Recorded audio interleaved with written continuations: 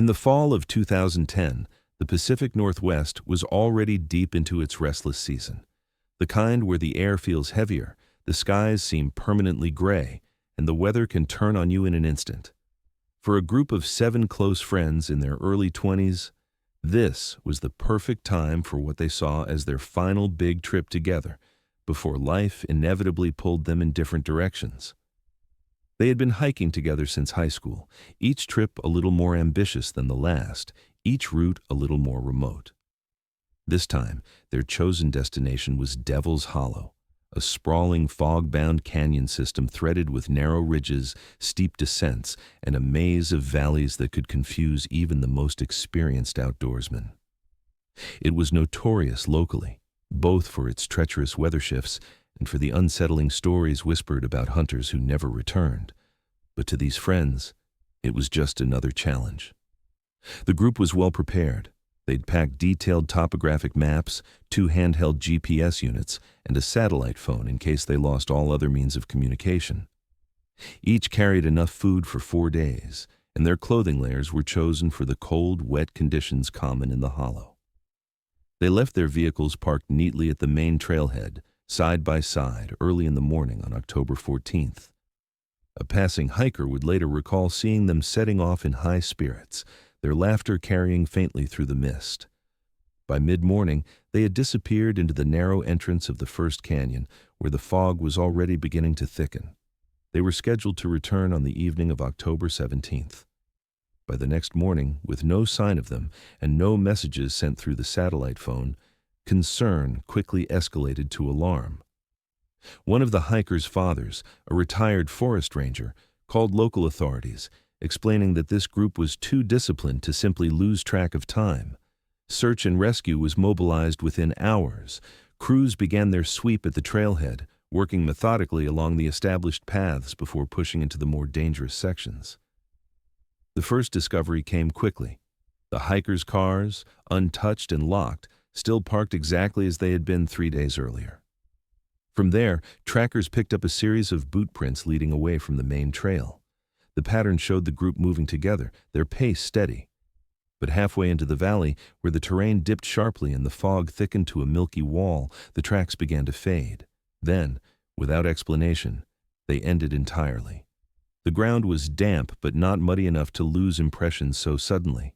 No signs of turning back, no signs of a struggle, no drag marks or signs of injury, just an abrupt absence, as though they'd walked into nothing.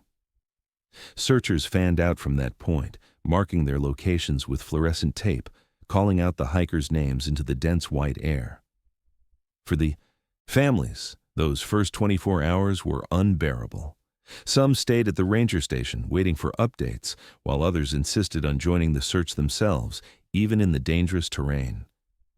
Rain moved in that second night, cold and insistent, soaking every surface and further obscuring any traces the group might have left. Still, hope remained high. The hikers were young, strong, and smart. They had shelter, food, and a way to signal for help. It didn't make sense that they would simply vanish. By the 3rd day of searching, the hollow itself seemed to turn against the rescuers. The fog thickened to the point where visibility was barely 15 feet, and the narrow ridges became slick with mud. Radios crackled with interference in certain areas, and GPS readings sometimes drifted off by hundreds of feet before correcting themselves. Theories began to form. Had they been forced to take cover from a sudden storm? Had they gotten lost in one of the canyon offshoots and simply missed the main trail?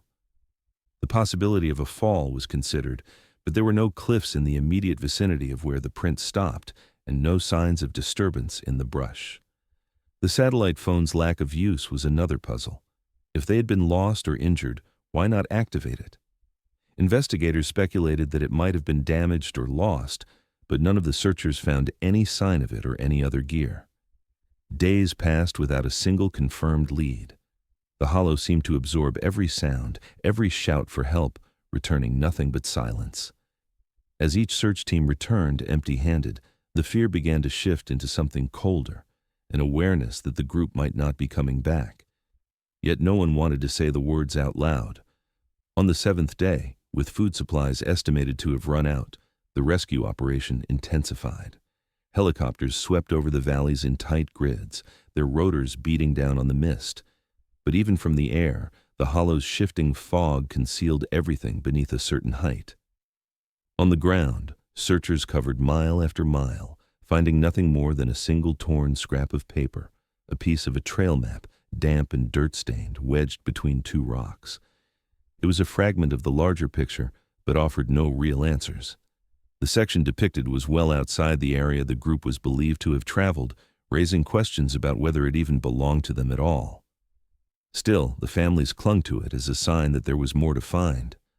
For now, all anyone could say for certain was that 7 hikers had entered Devil's Hollow, and none had come back out.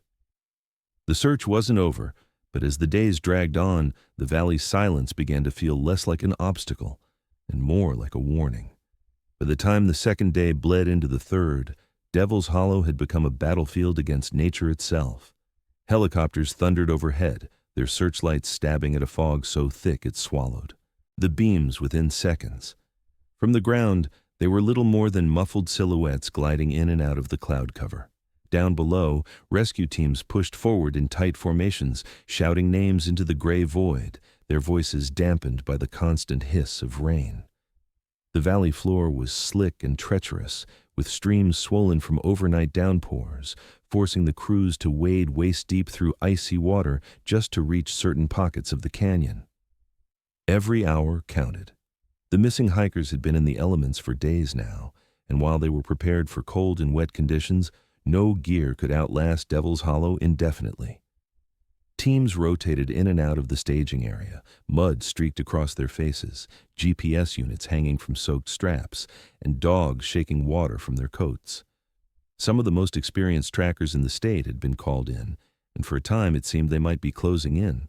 Several teams reported hearing faint whistles and muffled shouts in the distance. But each time they altered course toward the sounds, the noise would fade, as if receding just beyond reach. In some instances, the echoes seemed to circle them entirely, disorienting even the most seasoned rescuers. On the 4th day, a K9 unit followed a scent trail up a steep, slick incline, its handler struggling to keep pace. The dog pulled hard until it reached a cliff edge, veiled in mist. Then, without warning, it froze, tail low, muscles rigid, and released a low whimper. No coaxing or command could make it move forward. The handler noted this in his log, later describing it as one of the few times in his career he'd seen an animal refuse to advance into open terrain. Down below, the fog churned slowly in the canyon like a living thing. From the air, pilots reported conditions that bordered on impossible. The fog moved in unpredictable currents, closing around them with no clear pattern, while sudden bursts of wind threatened to push their crafts toward sheer rock faces. On the ground, the rain never truly stopped. It only shifted from a light mist to a punishing downpour. The searchers pressed on regardless, combing through the underbrush, inspecting hollowed logs and peering into crevices for any sign of human presence.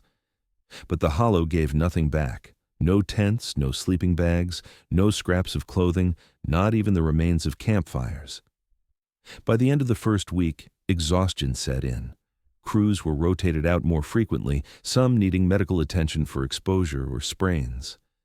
Still, the families kept arriving at the command post every morning, clutching photographs of their loved ones, asking the same questions the authorities couldn't answer. Many stayed long after nightfall, hoping to see searchlights moving in the distance, proof that the hunt was still alive. The second week brought even fewer signs. At times, GPS units malfunctioned, placing rescuers hundreds of yards from where they actually stood. Compasses gave conflicting readings. Radios crackled with bursts of static mid-sentence, cutting off communications in critical moments. On the 12th day, a rescue team stumbled across something half-buried between 2 moss-covered rocks, a small torn piece of paper, waterlogged and smeared with mud. When they carefully pried it loose, it became clear it was part of a topographic trail map, the same type the missing hikers had been carrying. But the fragment was odd. The section depicted was not near their known route, raising the possibility it had been carried there by wind or water, or that the group had traveled far outside the expected search grid. Despite this glimmer of a lead, Nothing else materialized. Dogs continued to search without success. Helicopters continued their sweeps. Volunteers combed ridgelines and creek beds. Each day ended with the same report: no new findings. Tension began to build between the families and the search coordinators. The longer the hollow resisted giving up its secrets, the more theories grew. Some believed the hikers had got trapped in one of the countless limestone fissures scattered across the area. Others whispered about hidden caves, sinkholes, or even abandoned mining tunnels left off official maps. On the 19th day, a meeting was called at the ranger station. The lead investigator laid out the facts bluntly. 21 days had passed since the hikers entered the hollow. Food and water supplies would have been exhausted long ago. Hypothermia was a certainty in the constant cold and wet conditions. With no sign of shelter, no usable tracks, and no communication from the satellite phone, the official stance shifted. This was no longer a rescue mission. It was a recovery effort. The announcement hit the families like a physical blow. Some broke down immediately, while others refused to leave the station, insisting the search continue. But without new evidence, resources began to thin. Volunteers returned home. Helicopters were reassigned. The remaining teams made one final sweep through the primary search zones before packing their gear and pulling out. When the last rescue truck drove away, Devil's Hollow returned to its usual state, silent, hidden beneath its shifting white shroud. All that remained from 3 weeks of relentless searching was a single torn scrap of a trail map, a fragment too small to tell the whole story, and an open wound for the families who still refused to believe their loved ones were truly gone. For them, the absence of answers was worse than any confirmation of death, because absence left room for something else.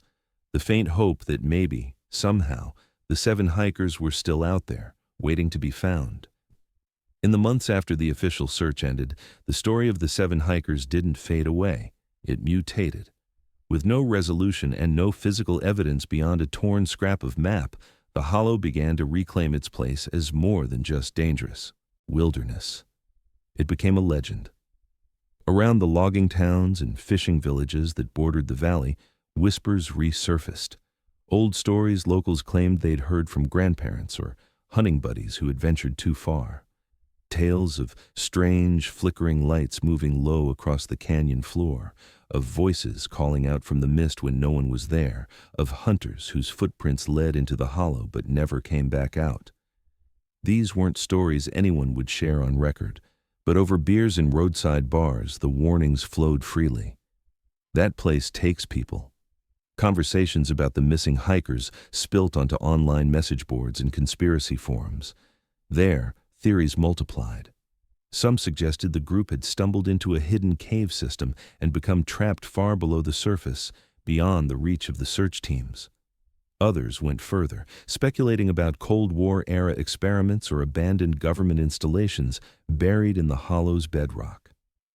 A darker thread of discussion proposed a human predator, a drifter or hermit who knew the terrain so well he could make people vanish without leaving a trace. The problem was that none of it could be disproven, and with the hollow's weather and isolation making new searches nearly impossible, rumors became the only currency left. For the families, rumor wasn't enough. They refused to let the case turn into folklore. Several pooled their resources to hire private search teams, seasoned trackers, survivalists, and former military personnel who specialized in recovering people from extreme environments. These weren't public operations. The families avoided media attention, hoping that working quietly would prevent trespassers or thrill seekers from disturbing evidence. The hired crews approached the hollow from different entry points, using old logging trails and game paths instead of the main hiking routes. What they found didn't bring closure. If anything, it made the mystery more unsettling. One tracker returned with a photograph of a faint column of smoke rising from deep within the canyon. It had been late afternoon, the light just beginning to fade, when he'd spotted it through his binoculars. The smell was faint but unmistakable. Wood smoke carried on damp air. He'd pushed hard to reach the location before dark, only to find nothing.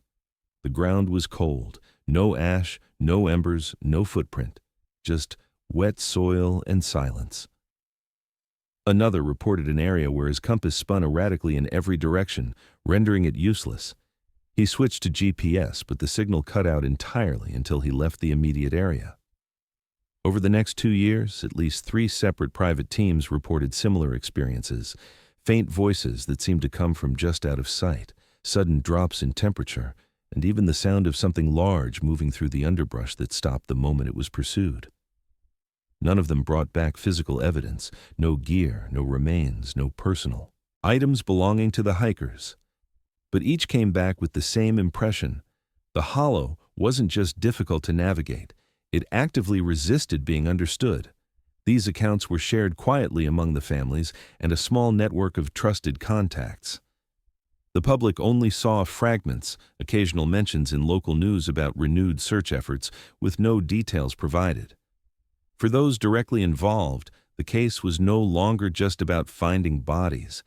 It had shifted into an obsession to understand what could swallow 7 healthy, experienced hikers without a single trace, and why so many who entered the hollow came back with the same haunted look in their eyes.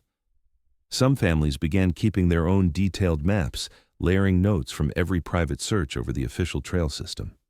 Certain areas were circled repeatedly: narrow ravines where GPS failed, plateaus where visibility dropped without warning, and creek beds where strange patterns appeared in the silt after heavy rains. A few of these locations matched older stories from before the hikers' disappearance, places hunters claimed to have avoided for decades. By the 5th year, the private searches had slowed. Money ran thin, and the physical and emotional toll was enormous. Yet none of the families fully let go.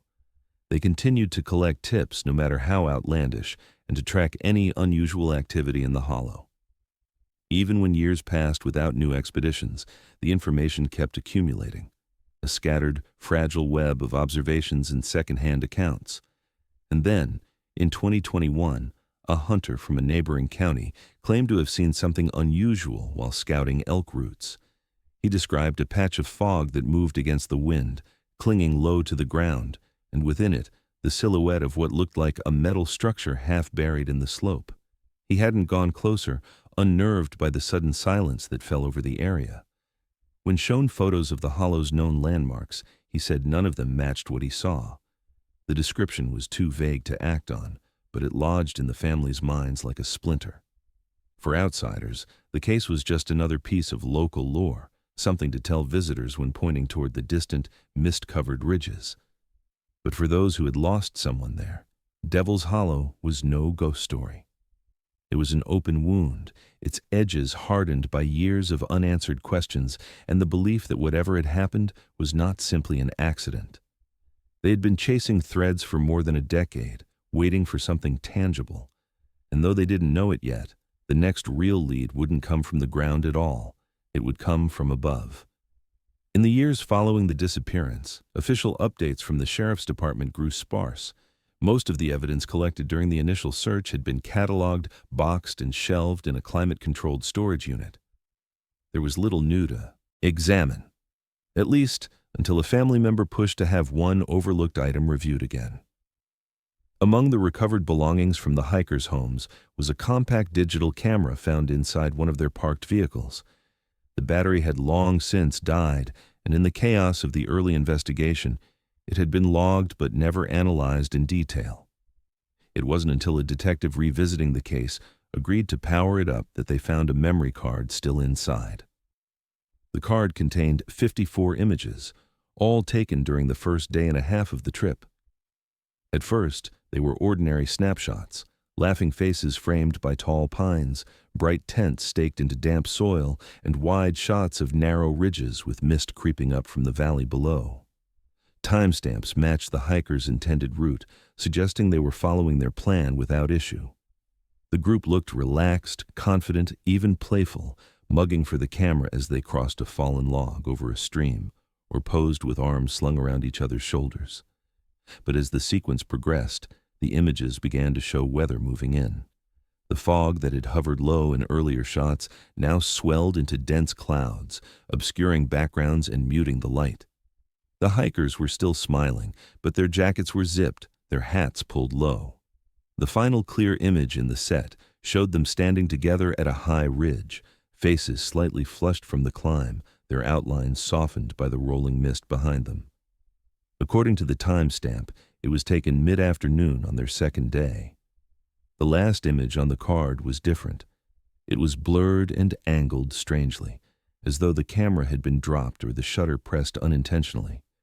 Most of the frame was filled with damp earth and a tangle of roots.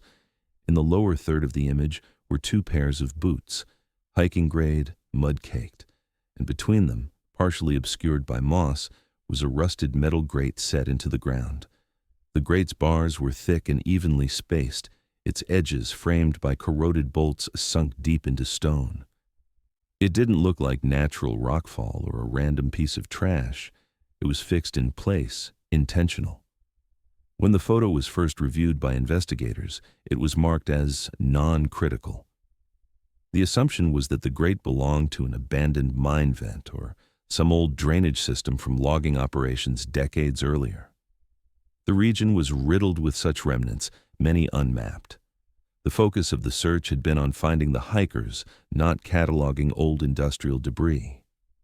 As far as the case files showed, no follow-up search was conducted at the specific location depicted. For the families, the photo was both tantalizing and frustrating. One of the victim's brothers, Aaron, studied it obsessively. He'd grown up working in construction and later trained as a welder, and to his eye, the grate didn't match typical mining equipment. The metal appeared heavier, the bolts thicker, almost like something meant to withstand significant force. The moss suggested it had been there for years, maybe decades, yet its design seemed more modern than much of the region's older infrastructure. Aaron believed it was deliberate, something built to be hidden, not simply forgotten. He petitioned local authorities to pinpoint the location using the GPS data embedded in the image's metadata, but the file yielded no such information. The camera was an older model that didn't automatically log coordinates. The only reference point was the preceding ridge photo, and even that proved difficult to triangulate in Devil's Hollow, where so many ridgelines looked nearly identical under shifting fog. Still, Aaron tried. He overlaid topographic maps, compared rock formations in the background, and even hiked in with volunteers to scan likely vantage points. None matched perfectly. The grate became a kind of phantom clue, a fixed, tangible object surrounded by variables no one could pin down. For some investigators, it was an irritating distraction from more conventional leads. For others, it hinted at the possibility that the hikers had discovered something they weren't meant to. No one could agree on whether the image was taken moments before an accident, or if it captured something entirely unrelated. Over time, the photo began to circulate in online circles devoted to the case. People zoomed in, enhanced contrast, and speculated about scale. Some claimed they could see additional details, a faint chain running beneath the bars, a shadow that might have been a hand resting on the grate. Most of these theories were dismissed as artifacts of low resolution, but the speculation persisted. The official record remained unchanged. The grate was classified as environmental infrastructure, origin unknown, non-relevant. Yet in private, Aaron and a few others kept returning to it, convinced it was the most concrete clue left behind. If they could find it in the hollow, they reasoned, they might find everything else that had been missing for more than a decade. What none of them could have predicted was that when the grate's location was finally rediscovered, it wouldn't be by someone on the ground. It would be spotted from above by a machine capable of seeing through the very fog that had hidden the truth for so long.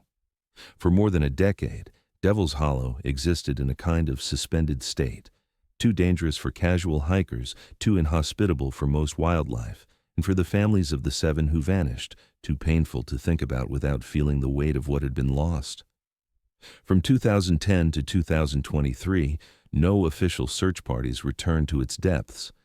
The case remained open in name only, its file gathering dust in a locked cabinet at the county sheriff's office. Still, the hollow had a way of making its presence known. Hunters moving through the outer ridges sometimes reported seeing shadowy shapes gliding through the fog, tall, human-like figures that disappeared when approached. Fishermen on the river bordering the canyon claimed to hear voices carrying faintly over the water on still mornings, though the words were never clear. No one could ever provide proof, and the sightings always dissolved into the same conclusion. It's just the hollow playing tricks. For the families, the years were measured in anniversaries.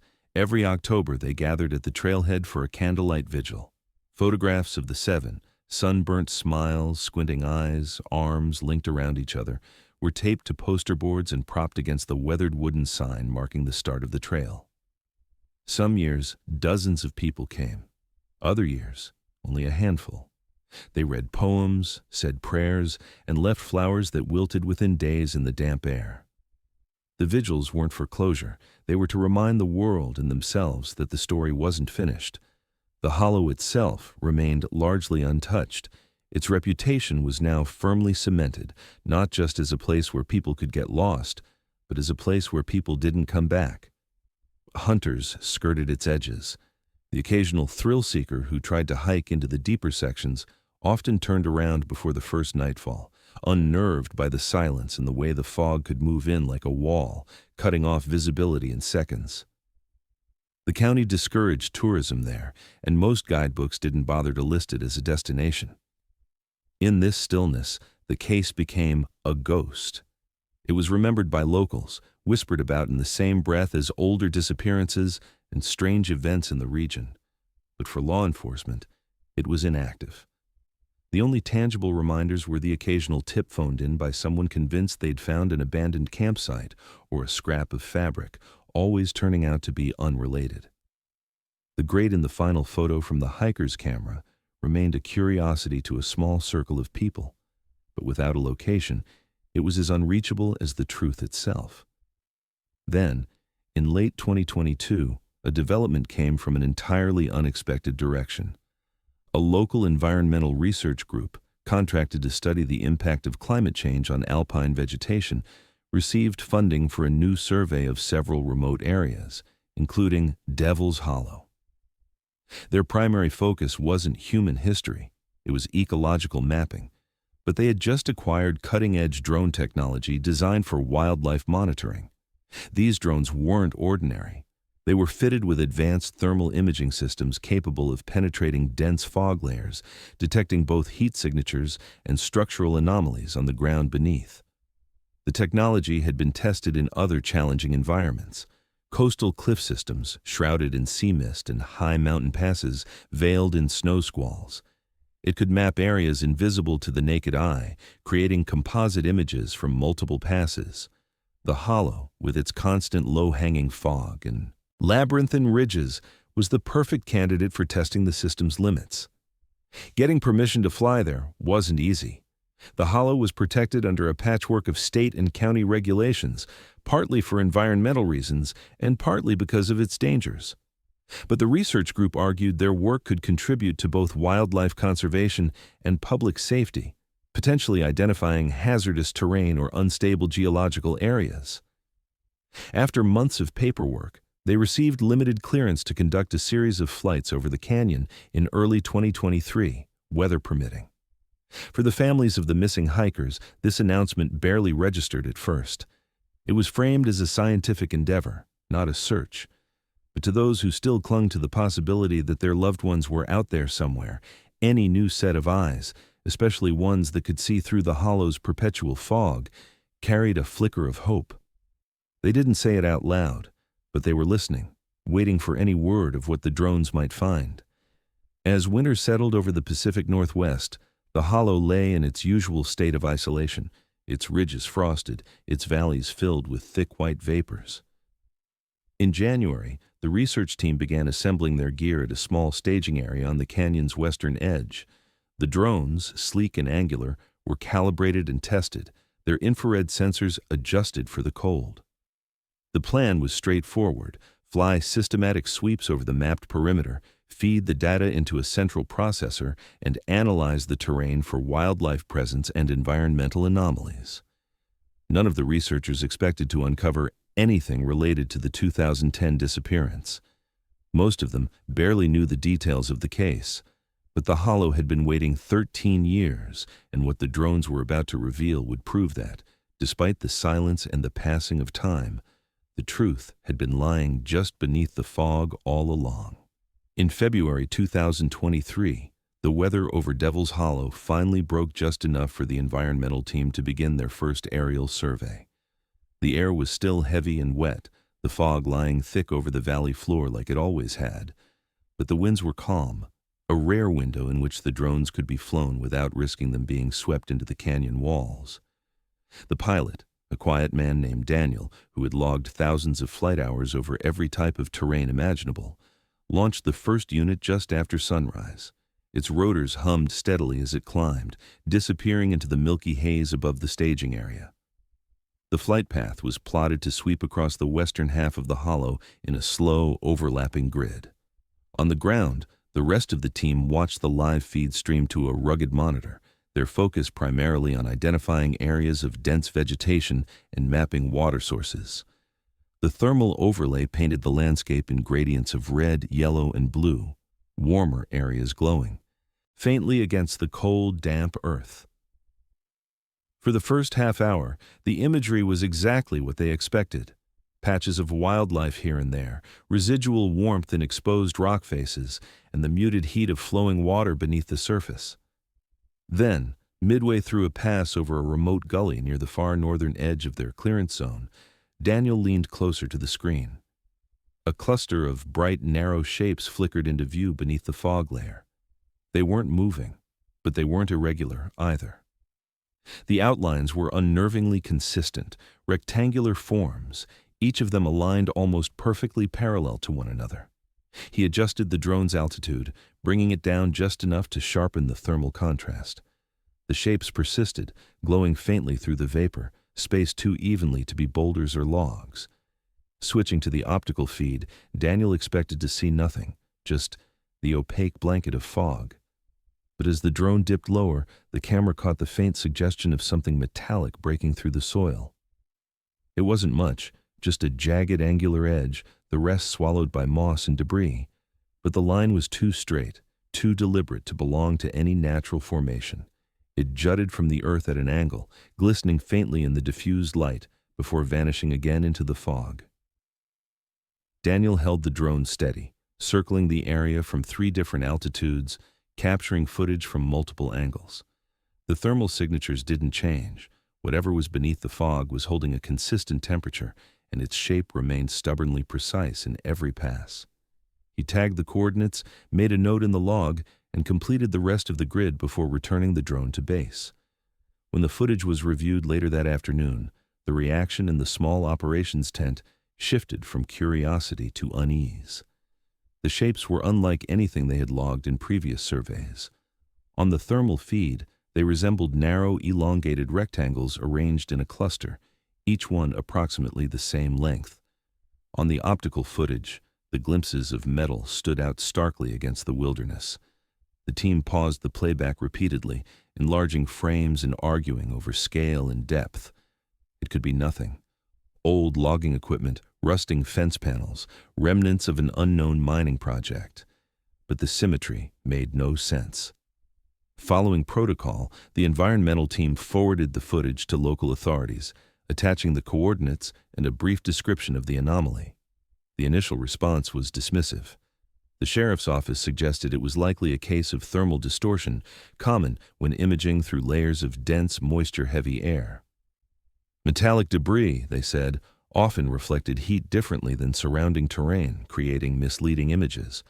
Without physical confirmation, they weren't going to divert resources to investigate a patch of rocks and rust.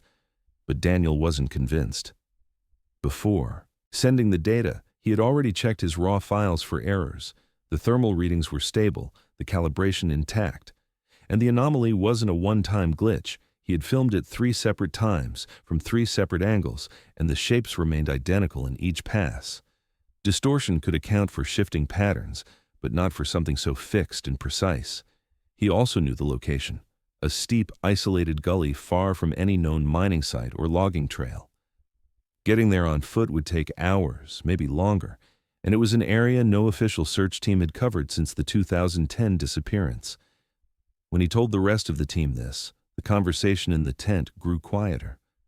Most of them hadn't thought about the hikers at all, their work grounded in ecological studies rather than missing persons. But the symmetry of the heat signatures, combined with the glimpse of metal, lodged itself in the back of their minds.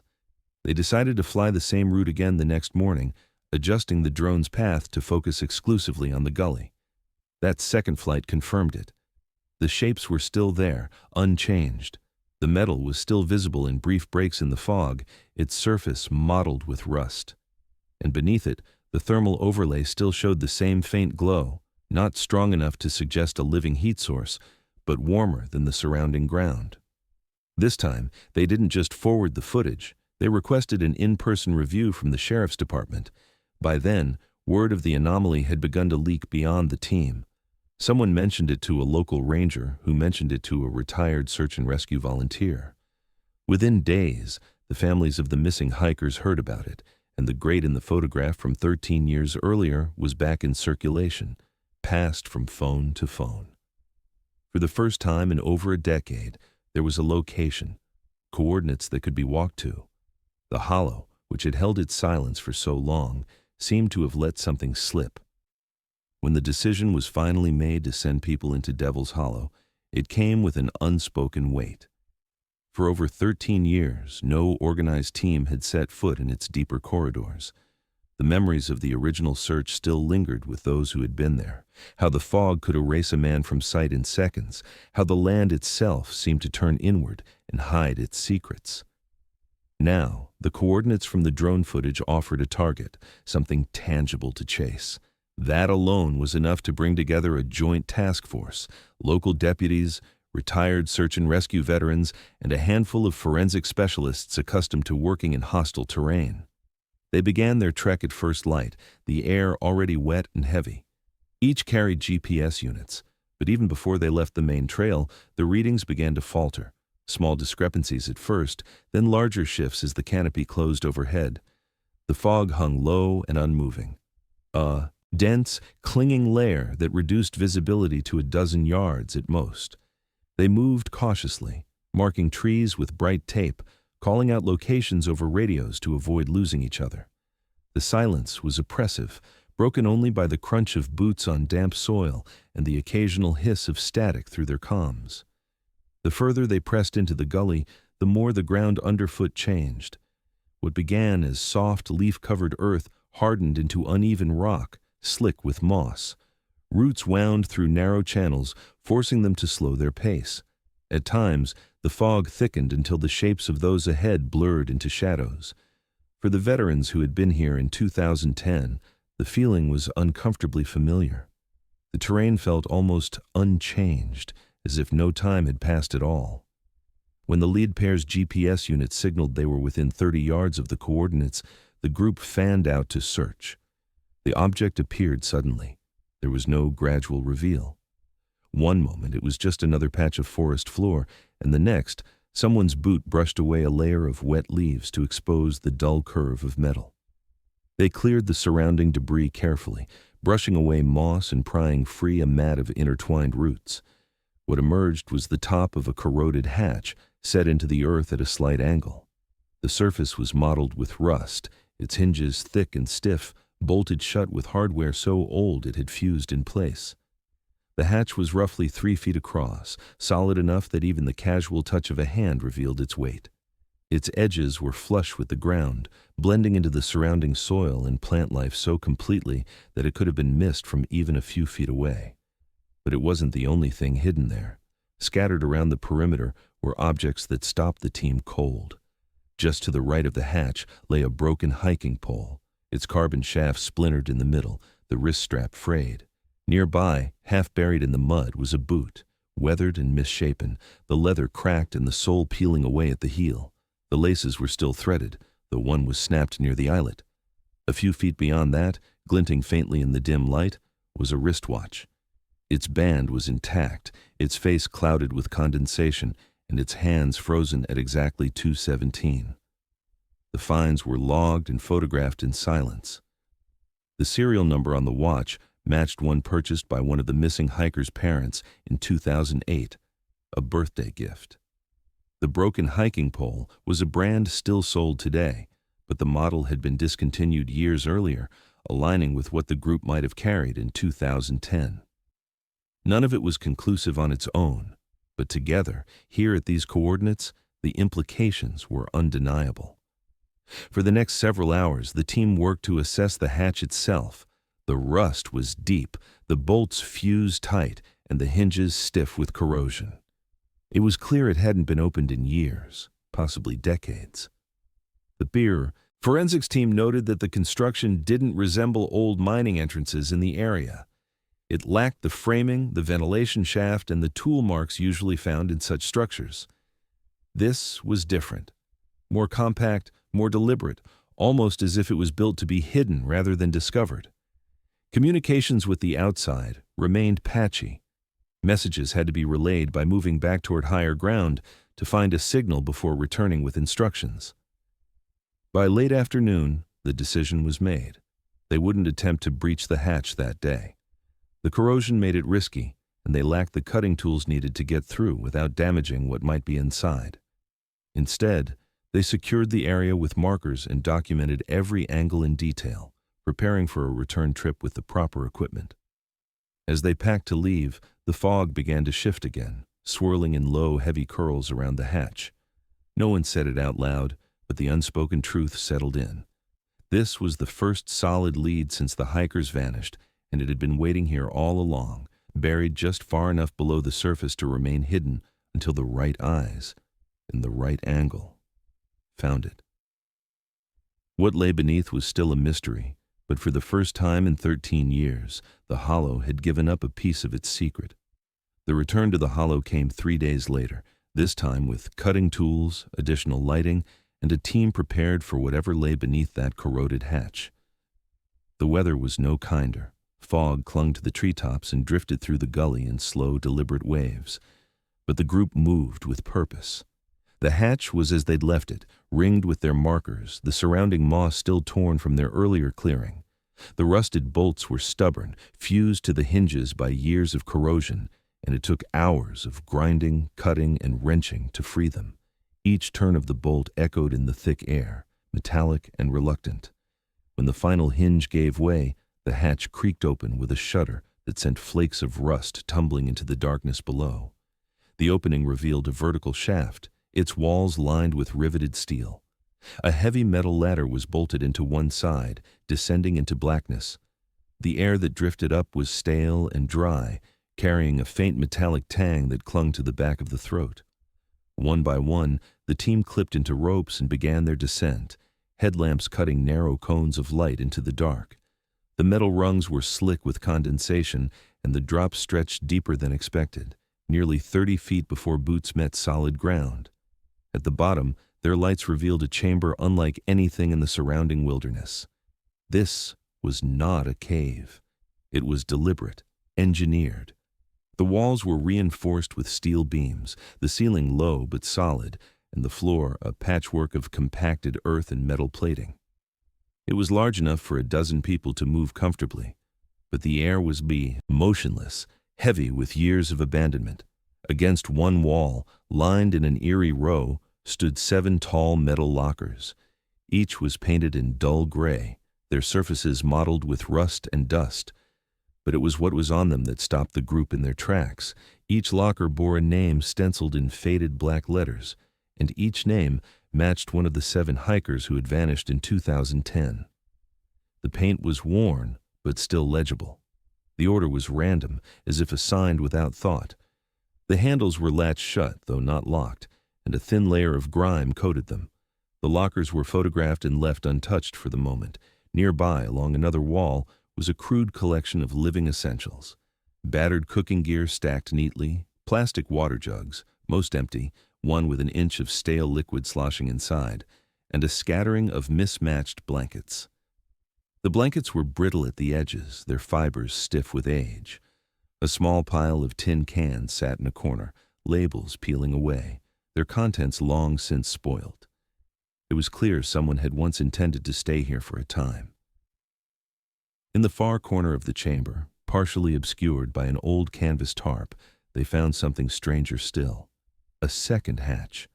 Smaller than the one above, no more than 2 feet across, it sat flush with the floor, its edges ringed with weld marks. The metal had been sealed shut from the outside, the bead of the weld thick and deliberate, as though whoever closed it had no intention of it ever being opened again. The surface was scarred, as if tools had struck it from the inside at some point, leaving shallow dents in the steel. The sight of it froze the group in place. The welded hatch raised questions they weren't prepared to answer, not just about who had built this place, but why a secondary entrance, leading deeper underground, had been sealed so permanently. The forensic specialists took turns examining it, running gloved hands over the metal, photographing every mark. The welds were old, their edges oxidized, suggesting they'd been there for years, possibly before the hikers ever entered the hollow. Above ground, communications were made to coordinate the next steps. Whatever was beneath that smaller hatch would require different tools and perhaps more people. The air in the chamber remained still as they waited, each minute stretching longer than the last. No one said it aloud, but every person in that room was thinking the same thing. If the hikers' names were here, if their belongings were here, then there was every possibility that the answers to what happened to them were just a few feet below, locked away behind that seam of old steel. As they began the slow climb back to the surface, the air seemed even heavier than when they had entered, the darkness clinging to them as if reluctant to let them go. They had found proof, real, physical proof, that the hikers had been here. But proof wasn't the same as truth. For that, they would have to come back and open the hatch that someone, long ago, had made certain would never be opened again. It took 2 more days before the team was ready to return. This time, the focus was singular. Breach the smaller hatch and see what lay beyond. They brought in specialized cutting equipment, battery-powered torches capable of slicing through the thick weld that had sealed it for so many years. The atmosphere inside the underground chamber was even more oppressive now. The stale air, the rows of lockers with those stenciled names, and the silent weight of the welded hatch all pressed down with a tension that seemed to make the space smaller than it was. The first spark from the cutting torch hissed in the darkness, the heat and light briefly overpowering the beam of the headlamps. The process was slow and deliberate. The weld was old but thick, and the operator worked in steady arcs, carving a gap where none had been for more than a decade. Metal groaned as it was forced to give way. The smell of scorched steel mingled with the already heavy air, filling every breath. When the final section gave out, the hatch shifted slightly, releasing a faint gust of air from below, colder, sharper, and somehow heavier than what they'd been breathing above it. The opening revealed a narrow passage, no wider than a person's shoulders, sloping downward at an uneven angle. Rusting pipes ran along one side, their surfaces flaking at the touch, while the opposite wall was bare earth, damp in places where condensation had gathered. The floor was uneven, with patches of loose soil and sections of metal plating warped from age. Moving in single file, the team advanced slowly, their headlamps revealing only a few feet ahead at a time. The air temperature dropped as they went, and the silence deepened into something that felt absolute. No dripping water, no shifting soil, only the sound of their own breathing. After roughly 30 feet, the passage opened into a second chamber. This one was smaller than the first, but the damage was immediate and unmistakable. A section of the ceiling had partially collapsed, scattering dirt and broken beams across the floor. In the far corner, under the slant of debris, lay the skeletal remains of several individuals, their positions suggesting they had been huddled together. More remains were discovered near the opposite wall, partially covered by old blankets that had decayed into fragile threads, 7 in total. The room fell silent as the reality set in. The skeletal frames were fragile, many with scraps of fabric still clinging to them, shreds of jackets, faded fragments of nylon, and pieces of boots cracked with age. The forensic specialists moved carefully, photographing every detail before beginning the process of recovery. Dental records, cross-referenced in the weeks that followed, confirmed what everyone in that chamber already knew. The remains belonged to the 7 hikers who had vanished in 2010. Preliminary analysis suggested they had survived for some time after disappearing, likely weeks, not days. There were signs they had rationed supplies. The water jugs in the upper chamber had been used. Tin cans were found here too, empty and neatly stacked. But the conditions had worked against them. The temperature underground without a heat source would have been cold enough to sap body heat quickly. Dehydration and hypothermia would have set in over time, especially once their food and clean water were gone. Yet the most disturbing findings weren't medical, they were structural. The inside of the hatch they had just cut open bore marks, deep and deliberate, made by hand tools striking from within. The gouges were concentrated around the latch area, as if someone had spent hours, maybe days, trying to break it open. Along the lower section of the metal, faint parallel lines suggested fingernail scratches, some deep enough to leave marks in the steel. On sections of the wall near the remains, there were more scratches, but these were erratic, overlapping, and in some places gouged into the softer wooden supports. The implications were chilling. This wasn't an accident in which the hikers had been trapped by a collapse or a mechanical failure. The evidence pointed toward them being sealed in, locked away from the outside with no means of escape. Whoever welded that hatch had done so while they were inside. Whether they had come to this place seeking shelter or been forced into it was still unknown, but the desperation etched into the metal left no doubt about their final days. When the last of the remains were carefully placed into recovery bags and passed up through the shaft, the chamber below felt emptier than before, though its silence remained the same. The team left knowing they had brought the families the answers they had waited 13 years to receive, but also that those answers would raise more questions than they resolved. Above ground, the forest closed in as it always had, fog curling around the trees, hiding the gully from sight.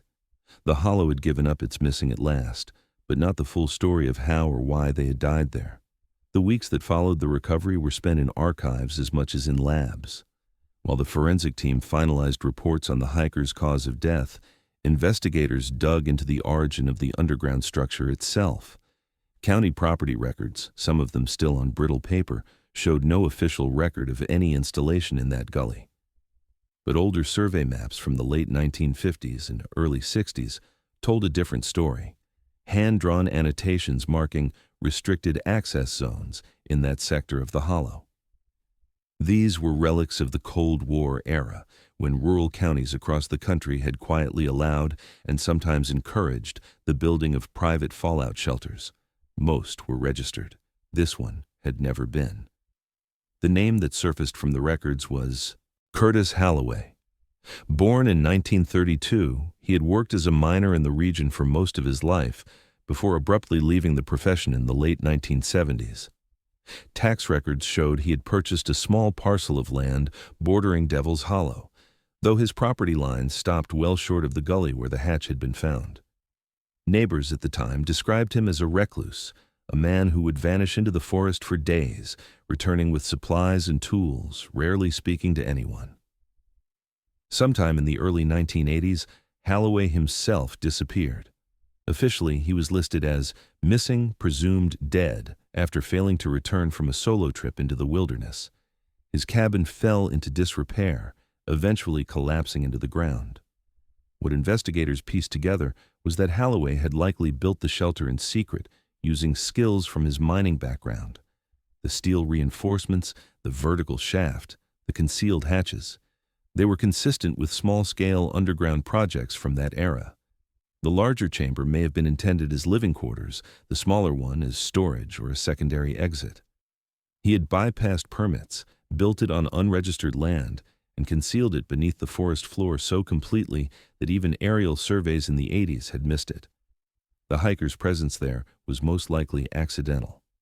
Weather records from October 2010 showed a severe drop in temperature and heavy rain on the second day of their trip, the same day their final clear photograph was taken on the ridge.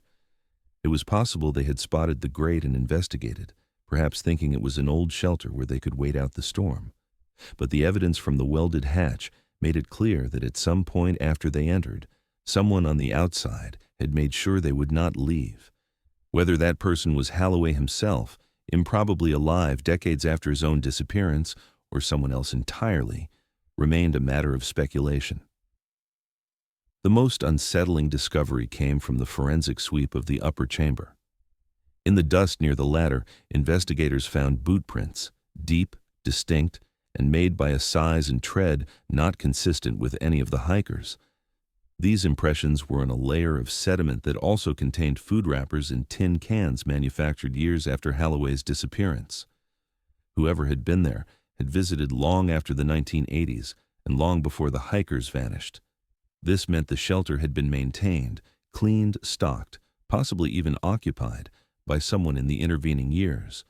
But no one in the surrounding counties could be tied to it.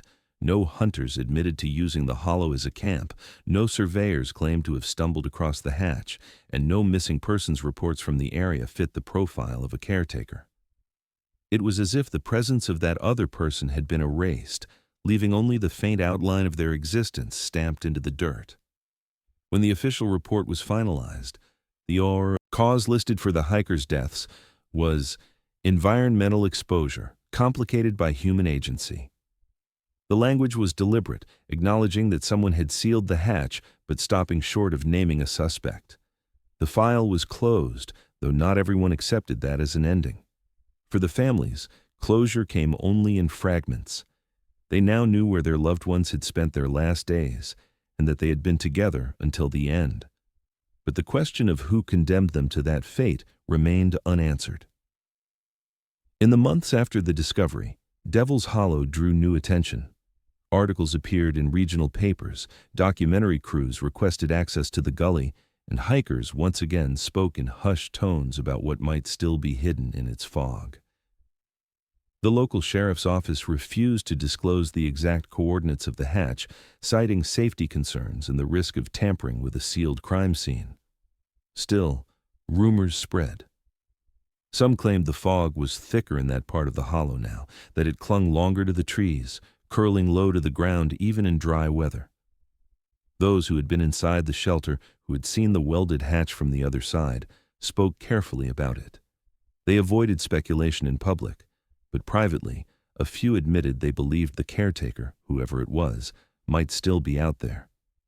That the hollow, with its blind corners and shifting white walls, could easily hide a single person who knew it better than anyone else, and that maybe, just maybe, Curtis Holloway's disappearance had never been an accident at all. The case file may have been closed, but the hollow's secret was not buried. For those who understood the terrain and the history, the fog wasn't just weather, it was cover. And somewhere in its depths, the truth about who sealed that hatch and why still waits unseen.